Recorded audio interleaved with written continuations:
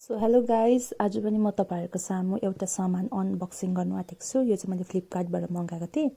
अन्त चाहिँ यो चाहिँ व्हाइट कलरको ट्राउजर छ, तपाईँ हेर्न सक्नुहुन्छ। मैले योभन्दा अगाडि ब्ल्याक कलरको पनि मगाएको थिएँ हो, अन्त दामी आएको थियो र चाहिँ मैले व्हाइटमा पनि मगाएको। अहिले गरमले गर्दाखेरि चाहिँ अलिक शीतल देख्छ भनेर चाहिँ व्हाइटमा मगाएको थिएँ।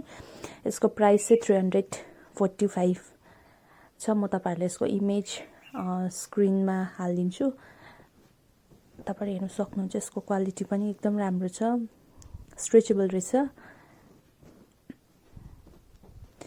यो चाहिँ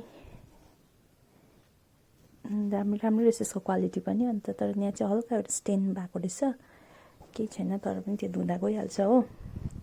अन्त चाहिँ यो चाहिँ यहाँ लाइटले गर्दाखेरि कस्तो यो अफ कलर देखेको, तर यो चाहिँ खासै व्हाइटमै छ, हेर्न सक्नुहुन्छ। राम्रो रहेछ यो। तपाईँहरूले रिजनेबल प्राइसमै पाउनु भएको। बजारमा गयो भने यो 500 रुपियाँ, 500 भन्दा बेसी लिनुसक्छ होइन।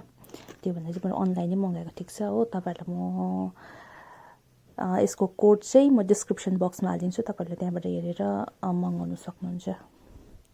हुन्छ, थ्याङ्क यू फर वाचिङ।